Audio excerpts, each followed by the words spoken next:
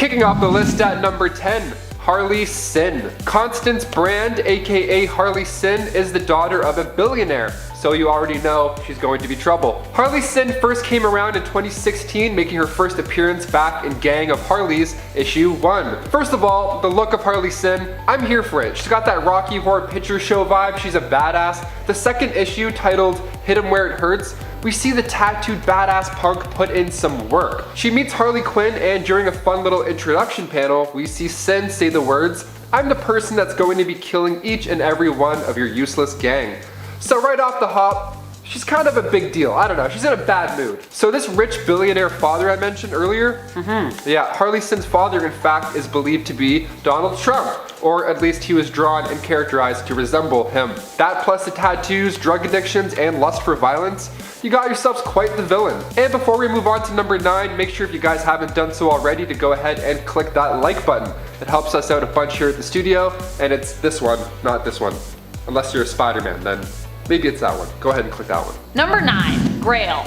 Grail is the villainous daughter of Darkseid and basically acts as an opposing force to Wonder Woman. The two women were born at exactly the same time, and it was prophesied that Grail, the daughter of Darkseid, and Myrna would bring about much destruction. As such, she was almost killed as soon as she was born, but her mother protected her. She proved almost right away in the comics that she was a new villain worthy of our time when she made easy work of the Justice League. She and Diana ended up facing off shortly thereafter, but their fight was interrupted. However, they would continue to clash during the Darkseid War, and likely will keep doing so, as Grail was basically designed to be the perfect foil for Wonder Woman. Grail was first introduced in Justice League Volume 2, Issue 40. And number 8. Godspeed. August Hart, aka Godspeed, made his first debut not too long ago in The Flash Rebirth Volume 2, Issue 1. With a name like Godspeed, one can only assume the powers in which they'll contain. Super speed, which is also my favorite superpower on the low. Created by Joshua Williamson and Carmine Di Giandomenico, sorry if I butchered that name, I tried 7 times. Godspeed stands out from the rest of the speedsters because of one badass reason. He can separate speedsters from the Speed Force. Now if you watch the CW's Arrowverse, you know what I'm talking about already. August Hart was also a detective, a former partner of Barry Allen, to be frank. And then along comes a force storm in Central City, and all of a sudden you have these godlike powers. Pretty ideal powers for a hero, and also a villain. That's right, as you would have guessed by clicking this video, he doubles as a villain on the low. So he became the Flash's partner while secretly becoming Godspeed the villain. Not cool, dude. Why'd the villain move though? Well, when August's brother was murdered by a criminal, he was released due to insubstantial evidence. So August decides to confront the Black Hole organization after they had stolen property from Star Labs. He sees their symbol that resembles one at his brother's crime scene. Interesting. So while confronting him, that's when the Speed Force lightning strikes. I feel like if I was a speedster, I would just be like Quicksilver. I'd hang out in the basement, play some stolen video games. Is it really that hard to just chill out? I know you're angry, but like, it's all good. Speed walk it off. Number 7. Giganta. You expect Giganta to be strong, of course, considering she is a gigantic woman, but I also feel like she's a villain that is more often than not forgotten by people. So while you might expect the strength to come along with her, you just wouldn't really expect her at all most days. Dora Zool was attempting to cure her rare blood disease that she was born with by experimenting on herself. Her mad scientist ways caused her to end up in a conflict with Wonder Woman, and later caused her to also become the villain she is today. In the original continuity of New Earth, Doris abducted the body of a strong woman named Olga, putting her own consciousness into that body and gaining the ability to grow in size when her plot to steal Wonder Woman's body had failed her. Number 6. Automatopoeia. Now I personally love a good automatopoeia, but hey, I will take a bad one every now and then, and that is exactly what this villain is. He is a serial killer that specifically targets non-powered heroes, and he is so aptly named because he imitates the noises around him, such as his gunfire or the dripping water. He is also seen to be surprisingly durable for a human, able to take 6 arrows without slowing him down, and drop at least 7 stories and just keep on running. Now this highly trained villain is one of the most clever out there, not only attacking Oliver Queen's son Connor, but fooling Batman so much that he reveals his own identity. And also in true villain fashion, he messed with Batman even further by killing his fiancée Silver St. Cloud, slitting her throat while imitating the sound Batman's utility belt makes. Number 5. Punchline. Punchline is a newer villain on the scene and as such has definitely been underestimated. But honestly, it's this attitude that only serves to fuel Punchline's desire to prove that she is actually worthy of all of that hype. As far as we know, she is like Joker, a non-powered human being. Punchline typically fights with small stiletto blades, and despite only being in a few issues so far, she has managed to slit Harley Quinn's throat and create her own specific brew of Joker venom just for Batman, which has succeeded in making him go pretty crazy recently. Imagining Alfred is still alive and still on his communique systems, despite the fact that, he's very dead. Number 4. Amazo. A super deadly android designed by the insane in the membrane scientist Professor Ivo that acts as an enemy to the Justice League. Thanks to its synthetic body, Amazo is capable of replicating anything about a person in its general vicinity, including their powers and skills, so you can probably understand why this android is so powerful and so dangerous. Amazo has been shown duplicating the powers and skills of Superman, Green Lantern, Zatanna, Black Canary, Elongated Man, and so many more, meaning his arsenal of powers to choose from is absolutely ridiculous. Not only that, he also has the ability to temporarily negate the powers of the hero that he's mimicking. So, for example, he could strip Superman of his powers for a finite amount of time and just pummel him into the dirt. That is absolutely insane if you ask me, and that is why he is on this list today. Number 3. Harley Quinn. In Batman the Animated Series, Harley Quinn unintentionally pissed off the Joker because she proved just how valuable of a partner in crime she was, and how capable she is as a villain without even the Joker's help, and has also done so with her pal Poison Ivy. Though of course Harley and Ivy just believed they had kidnapped millionaire Bruce Wayne at the time and made him take them on a shopping spree. But still, that's pretty impressive. While many also think that Harley is always moving closer to becoming more soft and more of a hero than a baddie, let's not forget when she executed one of the most villainous plots, also without the Joker, killing tons of children across Gotham with free explosives that were disguised as video games, simply because she was bored and sort of feeling lost in terms of what to do with herself. So yeah, don't underestimate Harley Quinn. Number 2. The Reverse Flash. Eobard Thawne, one of the many speedsters that you'll find scattered throughout time and space in the DC universe. Also known as Professor Zoom, this biggest Flash fanatic to ever live is capable of basically all the things that the Flash and his Speed family can do, like time travel, super speed, and electrokinesis. But what really sets him apart is his ability to completely negate another's connection to the Speed Force, effectively stripping his fellow speedsters of their powers and rendering them honestly useless. His most impressive feat though would probably be when he, set the entirety of the New 52 in motion by creating the Flashpoint timeline. Almost every hero and villain dies in some gruesome death thanks to the circumstances of this new universe, and yeah, that's pretty scary if you ask me. Number 1. Lex Luthor. Now when you boil it down, Lex Luthor is just a dude. He's just a bald dude who has a big beef with Superman. Whether that's because he doesn't like the fact that Superman's an alien, or he blames Superman for his hair loss, depending on the comics you're reading. The fact remains that his brilliant intellect puts him in the running to be one of the strongest, most powerful, and definitely most iconic Superman villains of all time. The fact that 1. Luthor is also a human who keeps one of the most superpowered heroes, Superman, on his toes, and that 2. He managed to convince the country, despite being a supervillain, to vote him in as president are both pretty impressive. Number 10. Amanda Waller. She doesn't even have superpowers, but she is a power all on her own. Nicknamed the Wall, she is a government official who will do anything in the name of national security. I'm talking breaking the rules, killing people, even killing innocent people. She is the commander of Task Force X, aka Suicide Squad, a supervillain team that performs special operations under her command. She has a brilliant tactical mind and is ruthless and disciplined, bending supervillains to her will to get her work done, but she's not afraid to get her hands dirty. She once even uncovered Batman's secret identity. She might not be the deadliest DC villain by a pretty wide margin, but there are a whole host of DC villains that would say she's plenty deadly. It's this ability to get superpowered villains to do her dirty work that earns her this spot on our list. Number 9. Catwoman. Coming straight from the heart of Gotham City, Selina Kyle has had a varied origin, but she always ends up becoming Catwoman. In more recent years, she shows up more as a helper to Batman than as an enemy, but she is one of Batman's original villains, and for good reason. She is in peak physical condition, and a nimble acrobat as well as master thief, sometimes even using literal cats to help her in her schemes. She might not have super strength or energy manipulation, but she is still a deadly foe. a skilled martial artist, stealth expert, and has considerable skill with weapons, including firearms and swords. Number 8. Cheetah. A much more intimidating cat, Cheetah has had a bit of a legacy, and there are a few different versions of the character. The most recent iteration of Cheetah is Barbara Minerva, who just recently appeared in DC's Wonder Woman 1984. A skilled archaeologist and linguist, she has a keen interest in the lost culture of the Amazons, and she actually helped Wonder Woman learn English when she first came to the United States. Dr. Minerva has made a pact with a god, transforming her into the cheetah with superhuman speed and all the deadly attributes of a feline. She battles with the inner turmoil of resisting her animalistic rage and predatory fury, and was once friends with Wonder Woman, at least in her human form.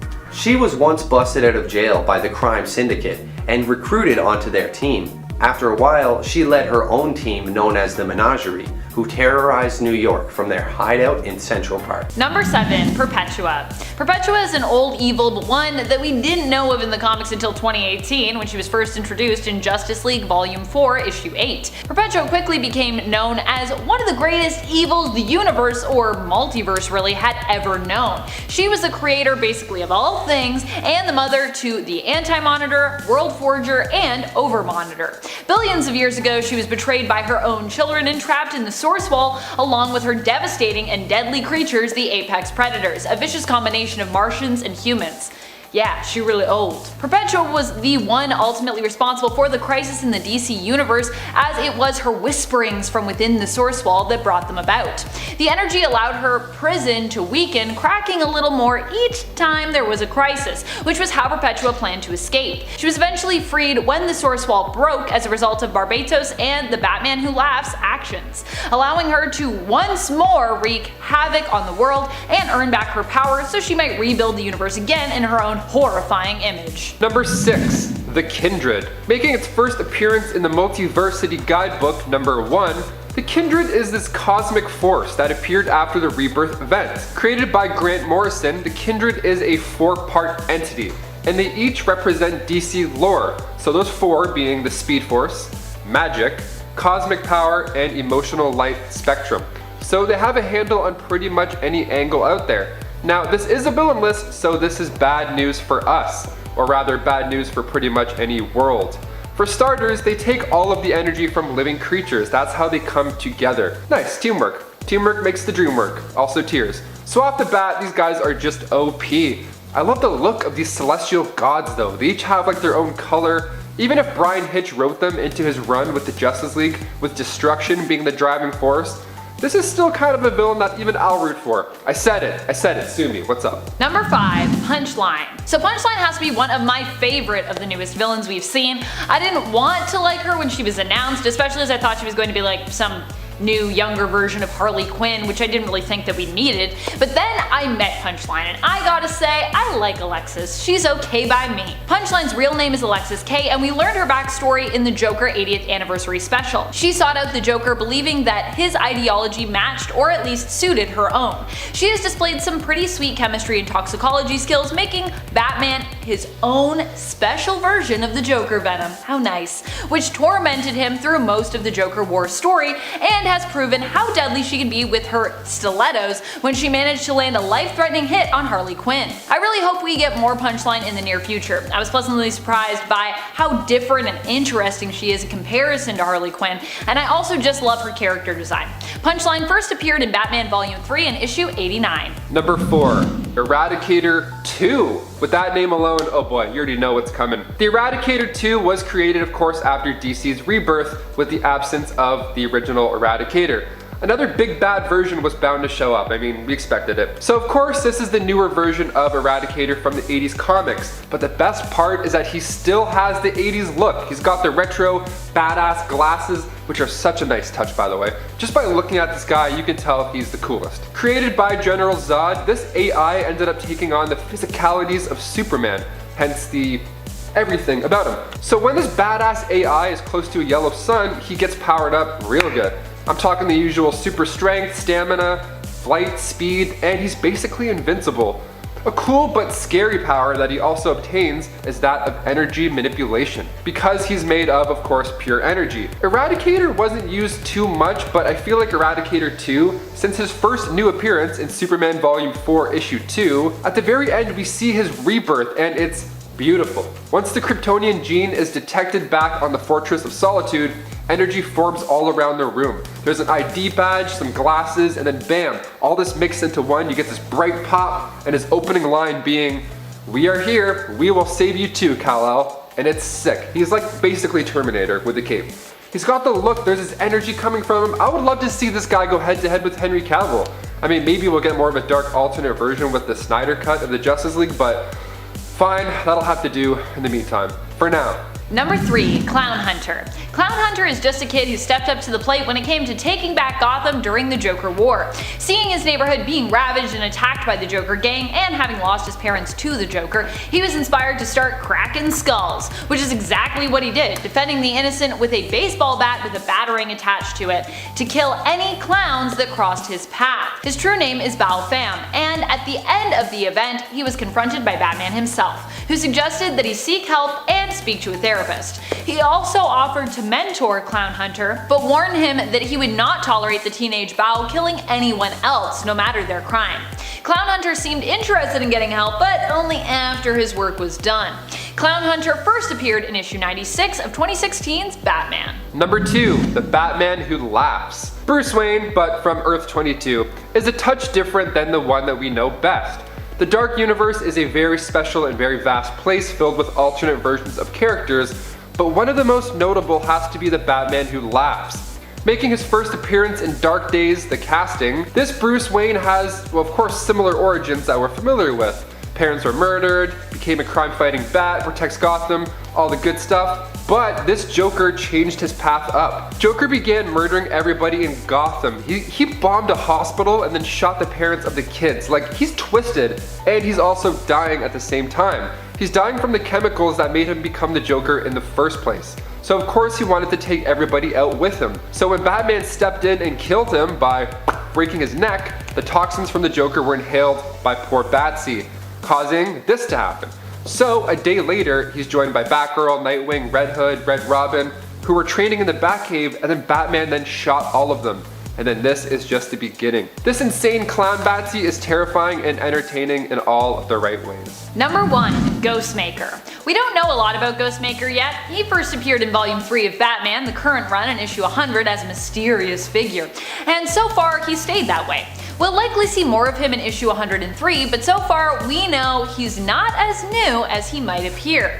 In fact, in Batman issue 102, Batman seems to recognize him, leading many to speculate as to which old rival Ghostmaker's true identity could actually be. We do know that he's here to challenge Batman for Gotham and to provide the people with an alternate option when it comes to choosing their hero for their city. He also comes with a ton of tech, and at this point is probably going to quickly end up being better equipped than Batman himself when it comes to gadgets, as Bruce just lost all of his fortune to Lucius Fox. Well, he gave it away, that is. And Lucius is out of the Batman game. Bruce is on his own this time around when it comes to equipping himself, and he only has his own ingenuity and the help of the Bat fam to back him up. Kicking off the list at number 10, we have Talia al Ghul. She's the daughter of Ra's al Ghul, the leader of the League of Assassins, and she's constantly being torn between her father and the Caped Crusader himself. Now, in Batman's Son of the Demon, the name should tip you off as to what happens. But by the end of the story, Talia ended up giving birth to a child, and Batman was the father. Meet Damian Wayne. He was perfect. I mean, genetically speaking, of course. He was born from an artificial womb, and he was supposed to join the League of Assassins and be a great warrior. That was the plan. You know, having a powerful skill set in martial arts before he was even a teenager, Talia al Ghul explained who he was and left him with his father, Batman. Now, she was hoping that this would cause problems for Bruce Wayne and that this would disrupt Batman's work. You know, getting the little one to spy on Batman and stir up some drama with Tim Drake in the meantime. He was actually quite eager to replace Tim Drake as Batman's wingman. So troubled Damian Wayne grabs another Robin costume, added some of that League of Assassins gear he was used to, and then he took out the villain Spook. in a rather dark way too. The guy's wild. At one point, he ended up sucker punching Tim Drake off of a T-Rex model. Sometimes those villain genes just get carried down no matter how the kid gets born. And before we continue on with this list of bad moms, guys, go ahead and give this video a thumbs up if you want. You should, because it really helps out our studio quite a bit. You guys are the best. Thank you so much for your continuous support. Now let's get back to this video. Number 9, Superwoman, Earth 3. She made her comic book debut not too long ago in Justice League Volume 2, Issue 23. Lois Lane of Earth 3, that is an Amazon native and a member of the crime syndicate. Now, she was in a relationship with her teammate Ultraman, but that relationship was pretty toxic. So she veered off and had an affair with another teammate, Owlman. And then she also had another affair, but this time with Alexander Luthor. So she had this handy little tool that helped her get all these side romances in the works. She had the lasso of submission, which enslaves others to her will. So it was only a matter of time before she got pregnant with one of these guys. Now, supposedly, the child was Ultraman's. But, she told Owlman that it was his. She was manipulating both men. Her plan was much deeper though. When the Injustice League had attacked, they freed the prisoner Mazaz, who Superman then revealed was the true father all along. So yeah, she manipulated the Syndicate into bringing him back as a prisoner, where she helped him go against Black Adam and Bizarro. And honestly, this whole love triangle, or love hexagon, is definitely Bizarro. That's the word I would use for it. Number 8, Catwoman. Selina Kyle first appeared in comics way back in 1940 in Batman issue 1. She's had a pretty on and off complicated relationship with Batman, so it was just a matter of time before the two got really close. In Huntress issue 1, the Huntress of course is introduced as Helena Bartolini, but there was another Huntress in the comics as well, and she was the daughter of Bruce and Selina. She was introduced to readers in Huntress volume 3, issue 1. Now this all happened on Earth 2 as well. See, Helena is a lawyer for Cranston, Grayson, and Wayne, but the daughter of Batman and Catwoman. So she's got a few tricks up her sleeve as well. When she was only 19 years old, her mother, who used to be Catwoman, passed away in a tragic mishap, no thanks to this henchman named Silky Cernak. He was the reason behind a photo that came up, and it showed Selina Kyle as Catwoman attacking a police officer. So of course Helena was pretty upset, and she wanted to get even. They're making her mom look bad. So she took a page out of her parents' book and became the Huntress. Now she went after Silky Smooth Cernak and then got him arrested, and her mother wasn't even as bad as she thought, because the photo, it was tampered with. It wasn't even a legit photo. But she ended up keeping the suit and attitude, and eventually wound up on the Justice Society of America. And also, recently this year, readers got their first look at Jim Lee's variant cover for Batman and Catwoman issue 4, where Helena Wayne stands front and center, and in this version, she looks really, really cool. If you haven't been reading that run, you're missing out. And coming in at number 7, Volthoom, Earth 15. Making his first appearance in Green Lantern Annual Volume 5, Issue 1 back in 2012, also known as the First Lantern. So like I said, he's from the future on Earth 15 in the year 3079, and after his world was on the brink of destruction, him and his mother used the newly discovered emotional electromagnetic spectrum, which is a multiversal force powered by all life in the multiverse. Then they used this power to create the Travel Lantern, and then Volthoom left to find safety while his mother stayed behind and unfortunately, in superhero fashion, died by being crushed by a building right as he left. So he traveled for weeks through space and time in desperate hopes to find something to save his home world. So he goes to Earth 17 and uses the spectrum to resurrect plant life. Cool, not much more to do here, let's go next. He tries Earth 47. Then they use the spectrum to create nice music. Cool. And next, he went to Earth 3, where he met a sorcerer named Mordu, in which he creates a power ring out of a piece of his soul. And that ring, of course, being called the Ring of Volthoom. He finally found Earth 0, where he acted as the law and order. Eventually, Volthoom's mind was corrupted from the spectrum, and he becomes insane and tries to kill the Malthusians, who had created a great heart battery beforehand. Not cool, Volthoom. More like not cool, Tomb. Nah, I tried. And number 6, Daniel West, Reverse Flash. Making his first appearance in the Flash Volume 40, Issue 0, Daniel West is a classic speedster. His costume is the first thing you notice when looking at this version of the Reverse Flash. His suit is made partially from the monorail that he crashed into, so it acts like an armor around him, which is super cool looking. It was merged to him. So after an accident where you get super speed, becoming a supervillain isn't too hard of a lane to slip into, especially when your mother dies while giving birth to you and your father is an aggressive alcoholic. Yeah, Daniel's upbringing is super tragic, so he uses the Speed Force in attempts to go back in time and prevent this from happening at all costs. So if anybody has to die in the meantime, so be it. His goal is to take out other speedsters and use their speed force to help him achieve his goal. Sad times indeed. Number 5, William Cobb, the Talon. He made his comic book debut in 2011 back in Batman Volume 2, Issue 2, and the Talon is an assassin for the Court of Owls, who claims to have killed several Wayne family members, including Bruce Wayne's great-great-grandfather, Alan Wayne. Not a bad resume. He began his early days juggling baseballs on the street just to get by, and after his father had passed away tragically while building a bridge for Cameron Kane, he began his early days juggling baseballs on the street just to get by, after his father had passed away tragically while building a bridge for Cameron Kane. So he would earn some money and then sneak it into his mother's purse. What a gem. And then one day somebody was watching his act and then got pickpocketed. So William Cobb noticed and hucked one of these baseballs at him, saving the day. The man offered him a job at a circus as a thank you. So he started using knives instead of baseballs to amp up the act, keep it fresh, and eventually met his love Amelia back when he returned to Gotham. Now he was a celebrity though. Amelia's father didn't like the two in love, so he told William to beat it. Amelia at this time was actually pregnant. Ruh-roh. So Cobb joined the Court of Owls and became one of the Talons, and went back to Amelia's house to kidnap his own son. His son ends up becoming the Gray Son of Gotham, John Grayson's father. Number 4, Oblivion. Making his first appearance in Green Lantern New Guardians Annual Issue 2 back in 2014, Oblivion is made of Kyle Rayner's rage, fear, and anxiety. He's the physical form of all of those traits and even believes himself to be Kyle Rayner. He stayed in his apartment and even tricked Carol into thinking that he was the real deal. So he has powers that allow him to shapeshift, teleport, he can project vast amounts of energy that match a white lantern, and he can also create illusions of people and objects. So one day Oblivion teleported Carol and himself to Arizona, where he used his powers to alter all the people in the buildings there.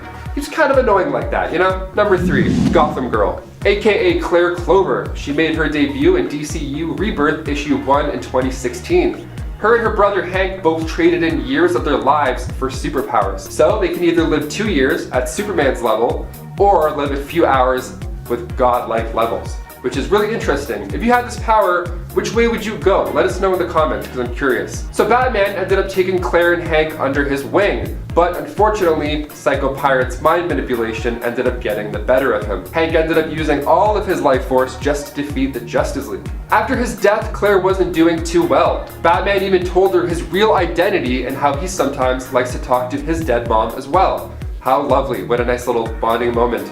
Now, by the name of this list, you won't be too shocked to hear that she had also been secretly working with Bane to break Batman on a psychological level.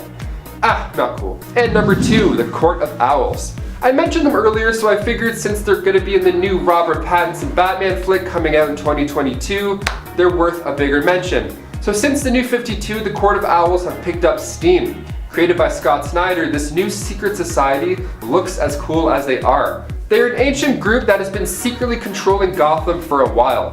Like a while. They even go back to some early Bruce Wayne days, hence them being part of the Matt Reeves Batman plot coming up. Their top assassin, of course, being the guy I mentioned earlier, Talon. So he ended up attacking him, and then Bruce decided to do some detective work, discovering the secret society. So he finds out that the Court of Owls actually has secret headquarters in every building made by the Wayne Trust. Sneaky. Gotta love secret cults. And finally, number 1, Mr. Bloom. One of the coolest looking guys on this list, Mr. Bloom made his debut in 2015 in Batman Volume 2, Issue 43. He began his journey by stealing high-tech seeds. Yep, you heard me, I said seeds. Makes sense why he's got the flower on his face. It goes well with the terrifying Slender Man look. I wonder what it smells like. Probably death or daffodils, one of the two. So after he took these super seeds, he got some superpowers, super strength, elasticity, hence the lankiness, and he can project flames and ice from his hands. Pretty neat. So he decides to give these seeds to a select few who desire superpowers. They only cost their life. I think next year for Halloween, I'm gonna go as Mr. Bloom. Either him or Orlando Bloom. One of the Blooms for sure, I'm just not sure which one, Kicking off the list at number 10, we have Erica Manson, aka Marionette. She made her comic book debut just 2 years ago in Doomsday Clock Issue 1. Her and her father moved to the United States and opened up a puppet shop across the street from Maze Glass, which eventually led her to meet Marcos Maze, who would soon become her husband, but I'll get into that a little bit later. They started, of course, as best friends, while Marcos' stepfather thought that she was a bad influence. Ooh, So Marco ended up saving Erica from some bullies, and Erica's father committed suicide after corrupt police officers were extorting money out of him at his puppet shop. Now, of course, this already sounds like a villain origin story, but it gets worse. So Erica ended up getting payback on the policeman while of course becoming the alternate persona, Marionette, with her trusty lover sidekick, Mime, aka Marco's Maze, who I mentioned earlier. I love this duo, honestly. Like, the vibe reminds me of like from Baby Driver, where you have Buddy and Darling. A lot of love and violence, just a hot mix. And before we head over to number 9, guys, if you could just give this video a thumbs up and like this video, it goes a long way over here at the studio. You guys rock, thank you. Now back to some more villains. And number 9, the Underbroker, not to be confused with the Underminer from Incredibles. So Harlan Graves, aka the Underbroker, is a businessman and lawyer located in, of course, Gotham City, who runs a bank for criminals. The Underbroker, of course, wears a fancy suit and a mask. I mean, he looks ready to go to the club, and he also looks ready to crunch some numbers. Love the red and black combo. Slick. He's a broker for criminals, so he would help them store cash in hedge funds. And he's actually so good at his job that the Caped Crusader doesn't even know about his secret organization he calls the Underbrokerage. Great name. He actually helped Catwoman transfer Batman's money to her account, but it was later revealed that he was just getting the account for the Joker. Super smart, super evil, and super handsome. Gotta love it. He made his debut in Batman Volume 3, issue 92, so if you want to check him out for yourself, you know where to look. And number 8, Barbados, also referred to as the Bat God, not Rap God. And he resides in the dark multiverse. So, the World Forger, of course, was set to watch over the vast universes, and while some of them held up, there are just some worlds that were just naturally unstable. So, what next? Well, they send a dragon named Barbados to destroy it. That way the energy can then return to the Forge. Now, sometimes you like your job a little bit too much, and this was the case for the Bat God. See, he ended up killing his master and then had a real taste for destruction, thus corrupting the Forge of Worlds. So now, with Barbados not destroying these worlds and sending that energy back, these worlds ended up becoming part of the Dark Universe. His journey begins with Dark Days, The Casting, issue 1. Number 7, Punchline. Also called Alexis K.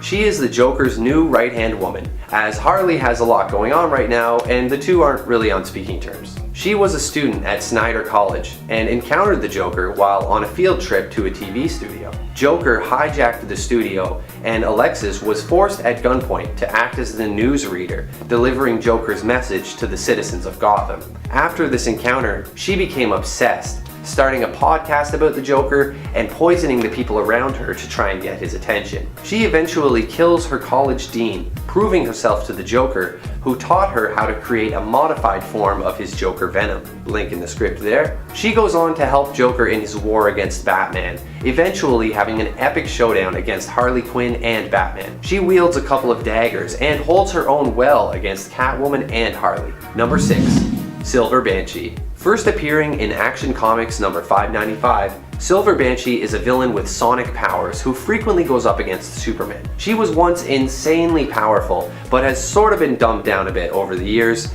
It's just how it goes with these supervillains sometimes. But in her youth, she was dragged into the Netherworld during a supernatural conflict as family stuff, and granted superpowers by a creature called the Crone. She is initially controlled by the powers like a curse, but later overcomes it with the help of Supergirl. They become fast friends and get to know each other pretty well. The two later hang out in a bar together, and it's totally lit. They're having a great time until her dad, Black Banshee, shows up. Luckily, the two of them are able to defeat Black Banshee together. Silver Banshee is known for her ability to learn language instantly, and more importantly, this crazy power to just like make people die by saying their name. It's sort of like the Black Canary's canary cry, except the Banshee version, and it instantly kills you. Number 5.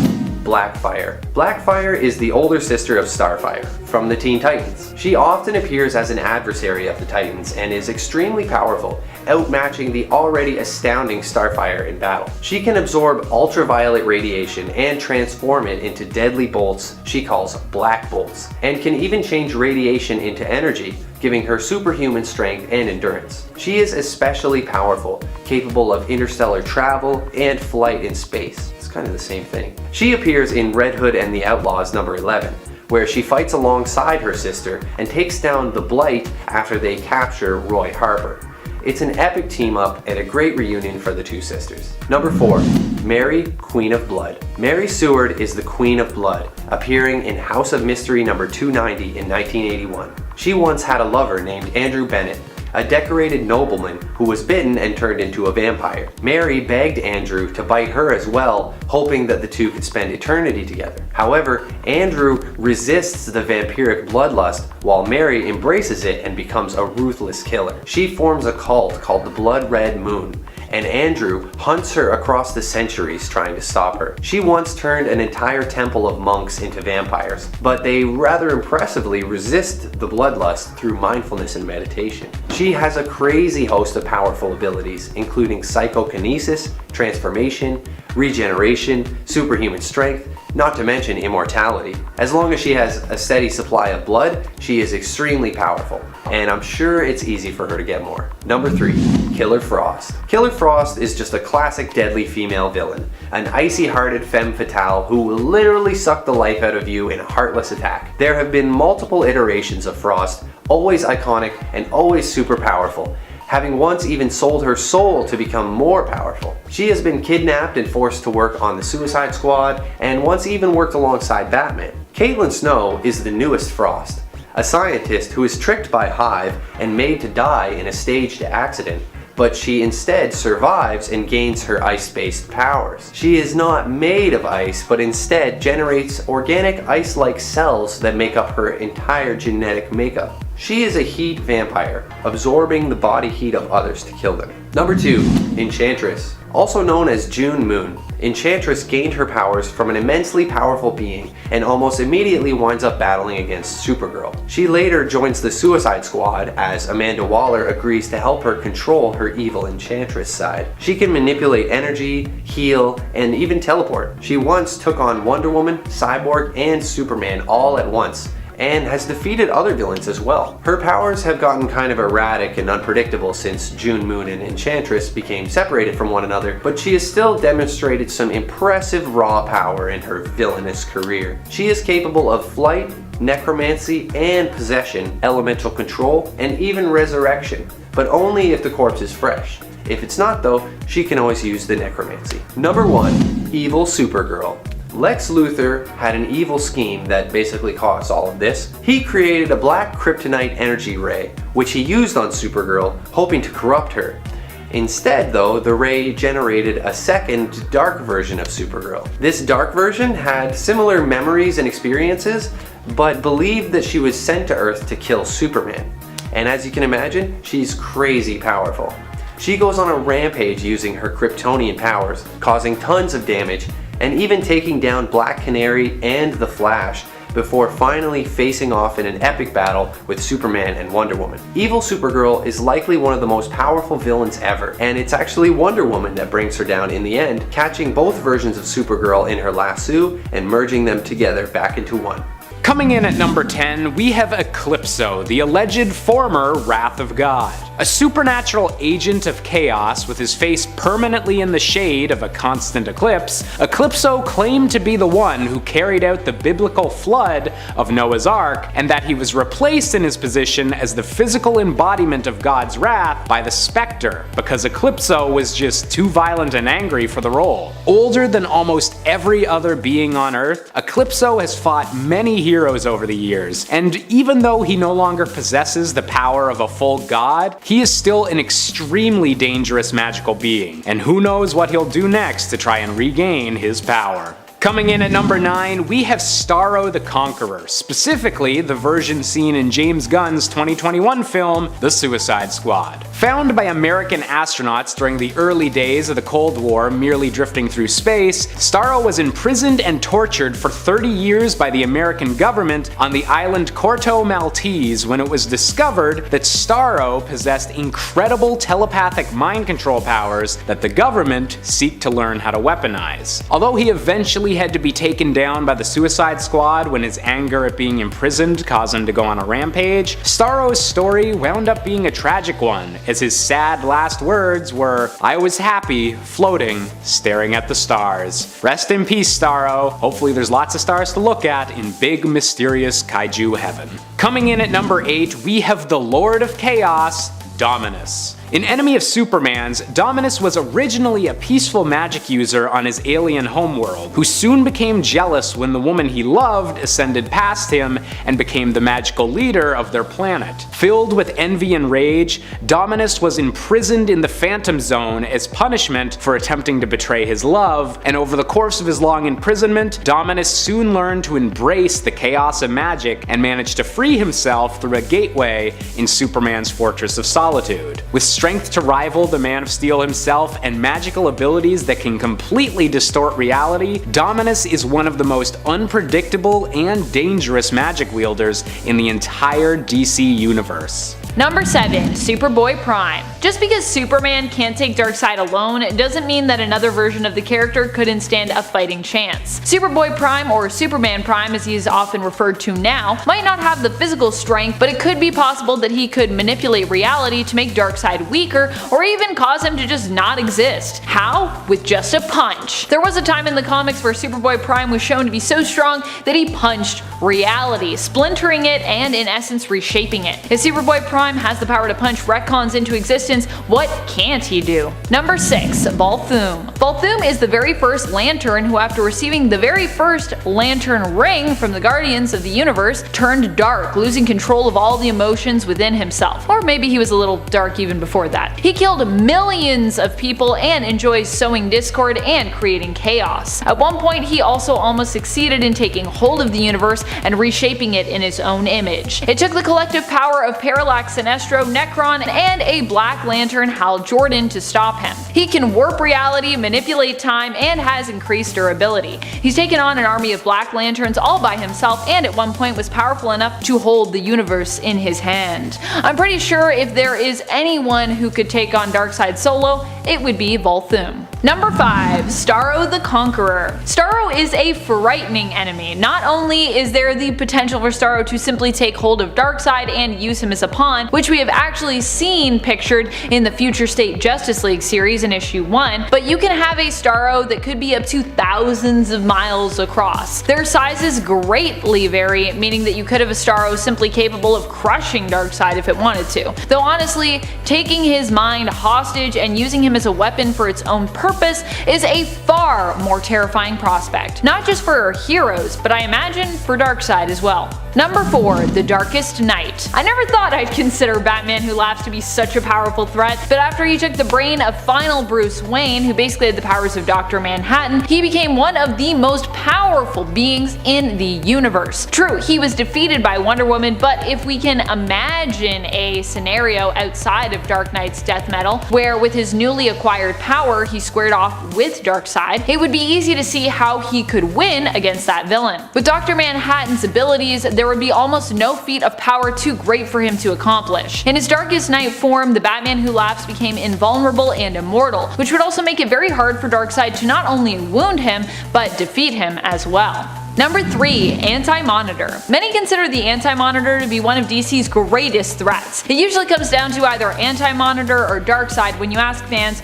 who is the most powerful and fearsome antagonist of the DC universe. The thing with Anti-Monitor is most of his stories have included threatening not just multiple worlds, but entire multiverses. So compared to Darkseid, he's generally on another scale. And not just in terms of threats and power, but also just in terms of actual size. Darkseid is typically shown as being an intimidating height, but only really in comparison to other superpowered beings and humans. He's like anywhere from a few feet taller to double their size. Anti-Monitor, on the other hand, is generally depicted as being hundreds of feet tall. So unless we are giving Darkseid a major boost to his size, Anti-Monitor could just squish him like a bug. Of course, we did give Darkseid a major boost to his size when the two fought, but even then Darkseid ended up dying. Of course, it wasn't Anti-Monitor who caused his apparent death, but it still happened while they were fighting, so hey, I'm counting it. Number 2. Perpetua. Perpetua is also likely a character who could take Darkseid,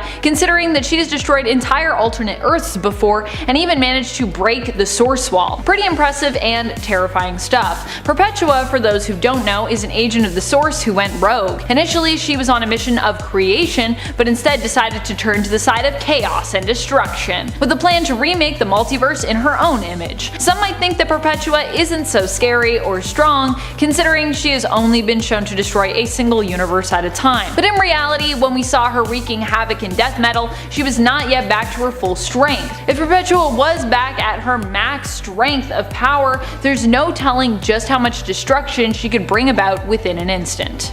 Number 1. Trigon. In the animated film Justice League Dark Apocalypse War, we saw just what Trigon was capable of in the fight against Darkseid. And I know what you're thinking, how is Trigon more powerful than Perpetua, Amanda? But I'm giving this one to him because of this fight. Raven accidentally lost control of Trigon and set him loose on Apocalypse. Trigon in the film at least was shown to be strong enough to match Darkseid in power, if not beat him. Initially, that's because Trigon possessed Superman, using him as a host to fight Darkseid. But afterwards, Raven and Constantine team up to give Trigon back his own body, realizing that he is the key to defeating Darkseid, giving them enough time to escape back to Earth and enact Cyborg's plan to destroy Apocalypse. When Trigon gets his body back, he poses a very real threat to Darkseid, to the point that at one point, Darkseid attempts to basically run away, but Trigon does not let him. As Apocalypse is destroyed, so are both of the villains, as Trigon holds Darkseid back, preventing him from fleeing. Number 10. Count Vertigo. Now aptly named Werner Vertigo, he is a man who was born with an inner ear defect that affected his balance. So naturally he was implanted with a device that not only corrected that, but also gave him the ability to cause extreme vertigo in other people. That's right, his entire ability is disrupting his enemy's balance, and honestly you might think that's not really anything to write home about, but trust me, it is a lot more useful than you might think. Now Count Vertigo uses his ability to mess up the aim of even the best marksmen, to disrupt the guidance system of some of the most high-tech machinery, and even uses it to manipulate the emotions of people, causing them to flop between emotions like crazy. Now there are also 2 other Count Vertigos that fought against Green Arrow, but they use drugs to cause the same effects in their victims, and we are going to ignore them because using drugs is not cool. It's true, it's not cool. It's really not. Number 9. Calendar Man. Calendar Man to most people is just a guy who's obsessed with the date. But in reality, he is also one of the most accomplished villains. During his first appearance, he almost managed to defeat Batman, one of the greatest and smartest detectives in the world, straight out of the gate, by giving him an almost unsolvable problem. Calendar Man sent an anonymous letter promising to commit 5 crimes, one each day, each one corresponding to a particular season and theme, with the 5th day also being a clue as to the true identity of Calendar Man, with the 5th season. Batman failed to capture Calendar Man on the first 4 days, often arriving too late to the scene of the crime. And on the 5th day, it was only an ad for Calendar Man's side hustle as a magician, who was playing 5 days at the Bijou Theater in Gotham, that allowed Batman to connect the dots. Where would Batman be without ads from the local newspaper? Local newspapers, they're important. They really are. You always gotta support local. Yeah. Number 8. Phobia. Quite possibly one of the most underrated villains in the DC universe, Angela Hawkins III is Phobia, a member of the Brotherhood of Evil and constant enemy of the new Teen Titans that is capable of bringing your deepest and darkest fears to the surface. She basically uses psychic abilities to access the fear center of your brain and creates incredibly lifelike illusions that incapacitate pretty much everyone except for a select few who have been shown to be immune. Funnily enough, she is actually not immune to her own powers because she has some deep, dark insecurities and phobias hidden away as well, behind that, tough exterior. And that was exploited by Raven in an attempt to convert her to the hero side of things. Obviously that didn't work though, because since then, she has joined the Injustice League as a new member. Number 7.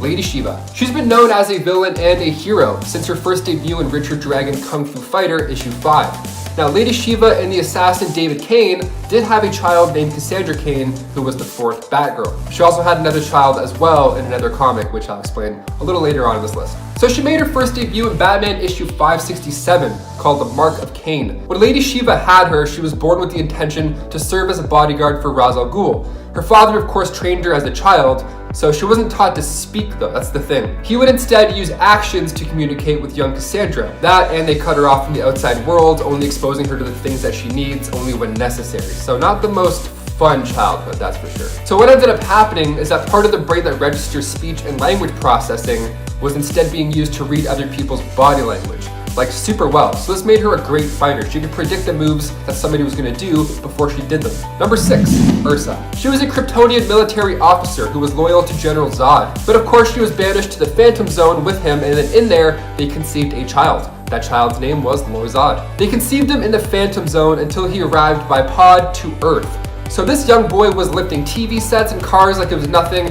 Everybody was soon looking his direction. It was obvious that he wasn't from around here. So the Department of Metahumans Affairs decided to take the boy to a secret place in Washington to do tests and all that jazz. but they didn't tell Superman, which is not a great idea. He broke Lorazad out and then convinced Lois to adopt the young boy, naming him Christopher Kent. And yes, he is also immune to kryptonite. Now, of course, he has similar powers to Superman, but the most unique ability Christopher Kent has is that of telekinesis. Number 5, Cheshire. Made her first comic book debut in New Titans Annual Issue 2. She's an assassin and a mercenary who uses potions. She's often gone head-to-head with the Titans, and sometimes she gets a little closer than what we would imagine. Turns out she fell in love with one of those Titans. She fell in love with Roy Harper, aka Arsenal. See, originally Roy went undercover for the government in a mission to try and turn her over, but they fell in love during this mission.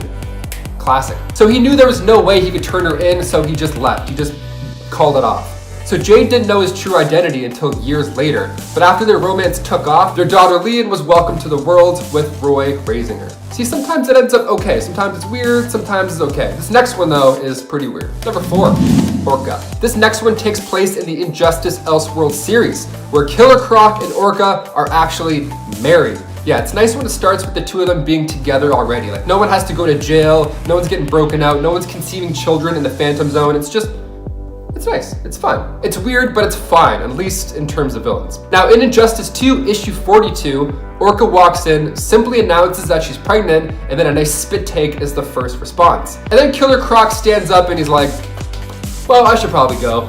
And then everyone's like, I have so many questions, but if you ask questions, Killer Croc will not answer them. He'll instead put your head through a wall. So keep those thoughts to yourself, my friend. That child would be quite the unit. I mean, Orca mixed with Killer Croc, I would never want to bump into this family in any parking lot ever. That sounds like a nightmare. They're cute though, they're happy. Number 3, Lady Shiva.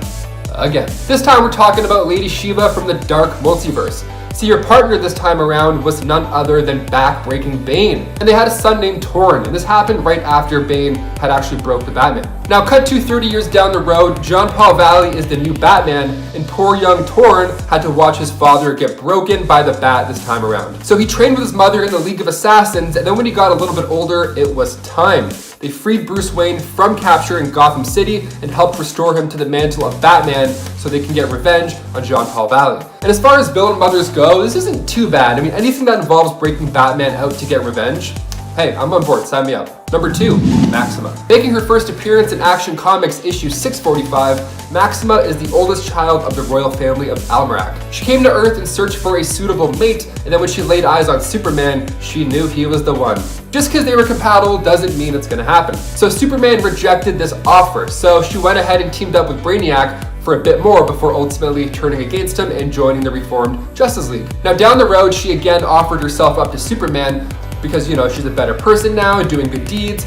But again, Superman said nay. He was married to Lois, so it's just not in the cards. Sorry, Maxima, it's not gonna happen. But in Adventures of Superman Annual 3, we see a front cover that makes readers turn their heads. Well, after an untimely passing, Lois Lane sadly wasn't really in the picture anymore. Clark sadly felt responsible for not saving her, you know, typical hero stuff, typical guilt. So he left Earth, he couldn't bear it. He felt he didn't belong there anymore, truly. And while Superman was being attacked in space, Maxima came to their rescue. And Superman, well, he decided to stick around, not having anywhere else to go. He figured, why not? Now this escalated, they had their ups and downs, but in the comic it implies that the two eventually had kids. So the lesson here, folks, is if you get rejected, just keep trying, because maybe your dream man will just come swooping by you in space out of the blue. You never know.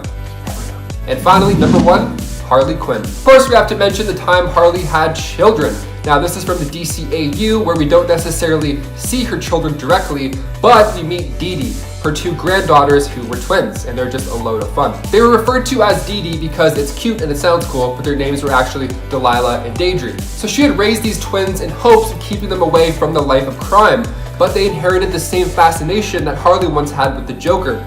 So this was easier said than done. They both ended up joining his gang when they were just teenagers. Honestly, anything that has to do with twins is just so fun to watch. Even if they're evil, I'm like, yeah, you guys look like you're coordinated, you're wearing the same thing, it's great. Well guys, there you have it. Which of these DC villains would you pick as your mother? If you had to pick one, let us know in the comments down below. I'm excited to see what you guys come up with. Number 10, Clock King. Number 2, Clock King the Second? There have been a few Clock Kings over the years, and even in fact 2 Clock Kings the Seconds. There's been 2 of those, if you can believe that. The one we're talking about here, however, is the Clock King who is associated with the Terror Titans. This DC villain wasn't necessarily from the future, but did have precognitive abilities that linked him to the future. He could see close to 5 seconds in the future if you're rounding up. He would use his precognitive abilities to predict his enemies' moves and reactions, making him a fairly formidable villain, at least in comparison to some of the other Clock Kings who are really just guys obsessed with clocks and time.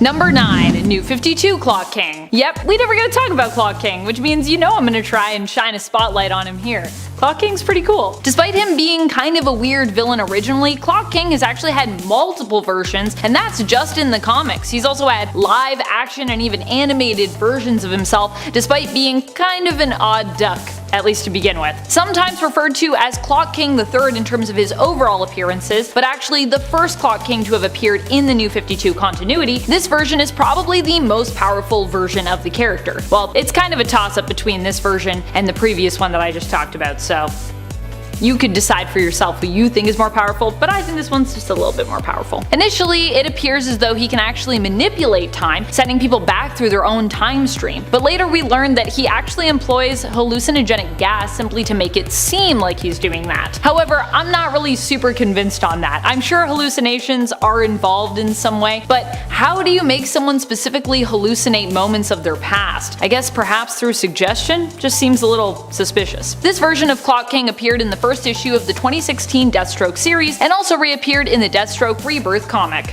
Basically, if you're a villain and you face off with Deathstroke, I feel like you're pretty cool, and I feel like you deserve a place on a powerful list. And friends, before we move on to this next spot, if you are loving this list and you want more lists like it where we talk about cool time-traveling future villains, be sure to let us know by giving this video a thumbs up. Number 8, Magistrate. Initially, the Magistrate was thought of as a figurehead for some dark and sinister organization prior to Future State comics being released, and based on the synopses that we got for that event / comic line. However, once we finally got into the future state of Gotham and got the comics, we learned that Magistrate was actually more a paramilitary force which had taken hold over Gotham. And now in the current run of Batman, it's made to seem like the Magistrate was actually a program launched by Simon Saint to help Gotham fight against crime and masked vigilantes, good or bad alike. Either way, the Magistrate is definitely a frightening antagonist, especially in the sense that it's not one that you can directly hit, as it's not a physical character, but more of an idea or concept that needs to be dismantled.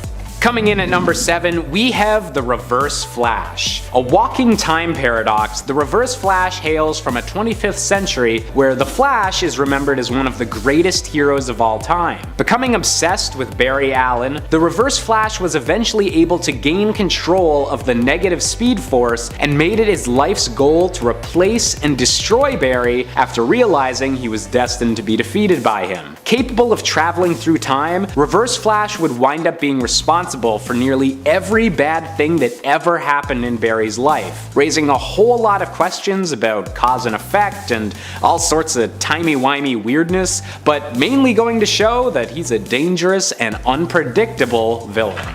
Coming in at number 6, we have the Court of Owls. Introduced in one of my personal favorite Batman arcs, the Court of Owls is an ancient conspiracy that has controlled Gotham City from the shadows for hundreds of years. Originally believed to just be a myth by Batman, given that he had investigated their existence as a kid after the murder of his parents, the court eventually revealed themselves when Bruce Wayne committed to super-modernizing Gotham City. With multiple assassins that are seemingly immortal in their employ, and even some members of the court itself appearing to be human-owl hybrids, there's still a lot we don't know about the Court of Owls, and I for one can't wait to find out what we'll learn next. Coming in at number 5, we have Vandal Savage. Remember how I mentioned Eclipso is one of the oldest beings on Earth in the DC universe? Well, Vandal Savage is also in the running, having lived through much of human history as an immortal warrior and conqueror. Seemingly unable to age and with incredible healing abilities in most depictions of the character, Vandal supposedly gained his incredible powers from the radiation of a comet that may have originally been connected to Superman's homeworld of of Krypton. Regardless of how he gained his abilities, however, Savage has been a persistent enemy to the Justice League for literally thousands of years, always scheming for a new way to gain more power.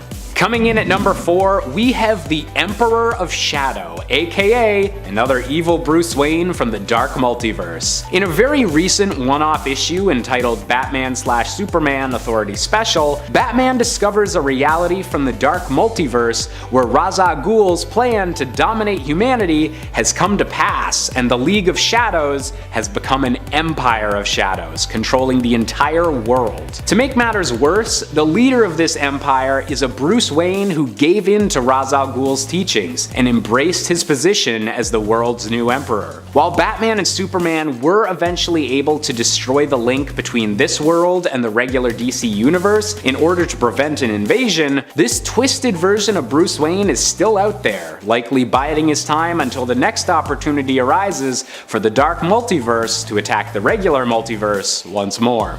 Coming in at number 3, we have Duella Dent. Now, given her last name, you'd assume that Duella was Harvey Dent, aka Two-Face's daughter. And that was her original backstory, with her being given the name Duella because Two-Face was disappointed that he didn't have twins. However, Duella's origins are actually a lot more mysterious, as in subsequent appearances, she's claimed to be the daughter of the Joker, the Penguin, Catwoman, Scarecrow, Riddler, and even Doomsday. Given the extreme unlikelihood that Duella could somehow be all of these villains' daughters, this crazy killer's origins may still be a mystery, but definitely don't make her any less dangerous. Coming in at number 2, we have to go with Batman's iconic nemesis, the Joker. When you're making a list about mysterious villains, the Clown Prince of Crime just has to be on there, because in a way, even more extreme than Duella, we still don't know what this guy's really all about. There have been attempts over the years to give the Joker some sort of backstory, like the Red Hood incident, or when the DC Universe briefly had 3 entirely separate Jokers, but these stories always seem to land on deciding that the Joker's true origin is ambiguous at best. But in all honesty, giving 100% certain backstory to the Joker would be betraying much of his character, and leaving a bit of ambiguity, well, that's probably for the best. And finally, coming in at number 1, we have Perpetua, the dark goddess of the multiverse. The DC multiverse has faced many threats over the course of its existence, with the highest stakes being reserved for events labeled as a crisis. But beyond the scope of even the Crisis on Infinite Earths is Perpetua, the mother of the Anti-Monitor, and a being that, until recently, was locked behind the Source Wall at the very edge of the DC universe. The creator of every story we've ever been told throughout all of DC Comics, Perpetua altered and manipulated the multiverse for her own purposes and to thwart the mysterious hands that seem to be even beyond her own power level. We still don't know everything there is to know about Perpetua, even if she was eventually able to have her plans stopped, and the sheer scale of her ambitions makes her the most mysterious DC villain of all. Number 10, Ares. Ares was the one to actually wound Darkseid in the DCEU in Zack Snyder's cut of the Justice League. Of course, this was back before Darkseid was calling himself Darkseid, back when he was U-Axis, and back when he was less powerful. But he was still a version of Darkseid, albeit a younger one, and Ares still beat him fair and square in a one-on-one combat. In fact, he beat him so badly that he was forced to retreat, and eventually his armies fell and the whole invasion was forced to retreat as well as a result of his defeat. Now, it is important to note that in our flashback to this moment, we also see that Darkseid was likely weakened not just by Ares, but by the armies of Earth prior to Ares' attack on him. So yeah, was kinda one-on-one, but before that it was like a bunch of people on one. However, Ares is also the god of war, so when going toe-to-toe with him, facing armies as well is just kinda the norm. Number 9, Solaris. Solaris might stand a chance against Darkseid, considering he's literally just a sentient sun. 1. Typically his beef is with Superman, but if there were a reason for Solaris to take on Darkseid, I'm sure he'd stand a pretty good chance of beating him in a fight. It would be his intense radiation and laser beams versus Darkseid's Omega beams. Considering that Solaris is also an adaptable villain who can scan and process an attack and then use that information to create a powerful defense against it, this also means there are very few attacks that happen to be powerful enough to destroy him, unless you can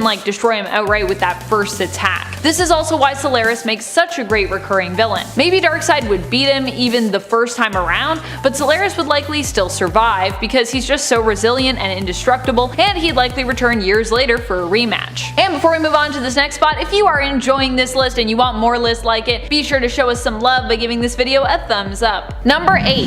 Necron. Necron is the embodiment of death, an extra-dimensional being who often seeks to conquer the universe. He has attempted to do so a few times and failed, but during Blackest Night we saw him come fairly close to accomplishing his goal. If not for the presence of the White Lantern, he would have likely succeeded. During that event we also saw Necron's power level boosted, turning him into a massive threat to not just Earth but all of the universe. The other thing is that Necron is a constant and as such can't really be permanently killed at any point. As long as death exists, he technically must exist as well. Even without the boost to his power levels that we saw in Blackest Night, Necron has still managed to take hits from the Anti-Monitor without so much as flinching. That's just how untouchable he is. Number 7. Savior. Savior is the future version of Tim Drake from the Titans Tomorrow alternate reality. Here Tim Drake ended up taking on the mantle of Batman but would eventually become known as the Vigilante Savior. You might be thinking, but Tim Drake is a good guy. He's not evil. What are you talking about? And normally you'd be right. But in this reality, Tim doesn't end up quite as heroic as the main counterpart had hoped he'd grow up to be. This version of Tim comes to us from a much darker timeline, one where everything got so bad that he and his fellow Titans, known as actually one of the two different opposing Titans teams in the future, ended up adopting a zero-tolerance policy for criminals. Eventually, this future version of Tim Drake even ends up wielding the gun used to kill Martha and Thomas Wayne in his fight for vengeance.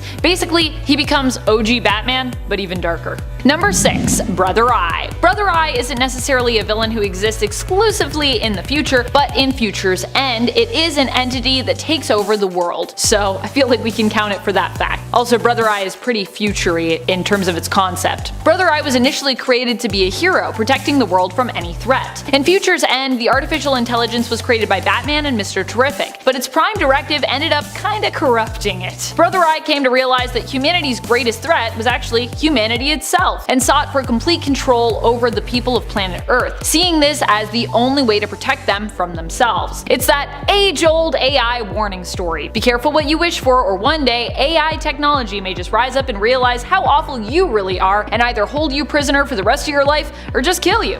You know the one.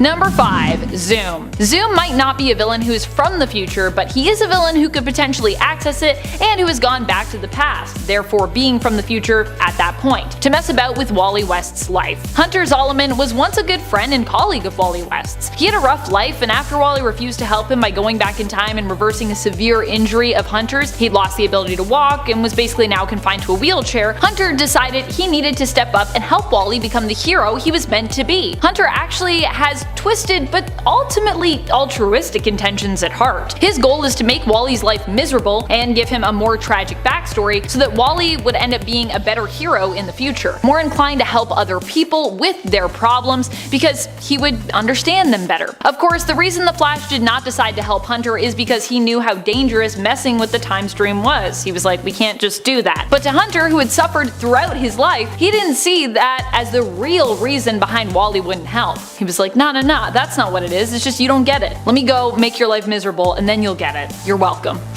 Number 4. Savitar from the Arrowverse. This villain is actually a time remnant of Barry Allen and is a combination of the comic book versions of Savitar and Future Flash. Savitar is what ends up happening to Barry Allen if he decides to go down a much darker path. Being spurned by his friends, Team Flash, he instead sets out to become the very thing that ruined his own life. He becomes obsessed with power and aims to become a god. Savitar looks super futuristic and could be considered to be even more powerful than the main continuity version of Barry Allen from CW's The Flash. Savitar also possesses the artifact known as the Philosopher's Stone, made out of pure Speed Force energy. The Philosopher's Stone grants Savitar additional powers and rule over alterations made to reality. With it, he additionally becomes a powerful telepath. Number 3. Monarch. Monarch was actually revealed to be Hawk of Hawk and Dove, aka Hank Hall. But before we knew that, we simply knew Monarch as a tyrant ruling in a futuristic post-apocalyptic world. It turned out the death of Dove was what had prompted him to turn villain. Though, surprise surprise, Hank would later learn it was him himself from the future as Monarch who was responsible for killing Dove in the past.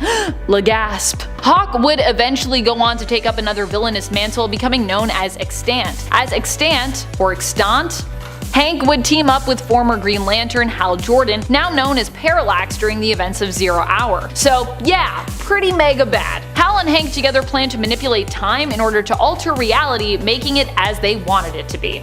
You know, if you're doing that, you're probably in the wrong. Number 2. Reverse Flash. One of the most powerful villains out there when it comes to villains from the future is Reverse Flash, aka Eobard Thawne. This villain has found a special kind of way to torment his arch nemesis Barry Allen, and even hurt him so much that Barry at one point killed him out of fear of what he would do to those that he loved. That's how much Reverse Flash had messed him up. We'd also learn later on that Eobard was responsible for one of the most tragic and pivotal moments in Barry's life, the death of his mom, Nora Allen. Many people for years believed it was Barry's father who had committed the crime, causing even more grief for young Barry and his family throughout his life. Number 1. Time Trapper. He's a time trap.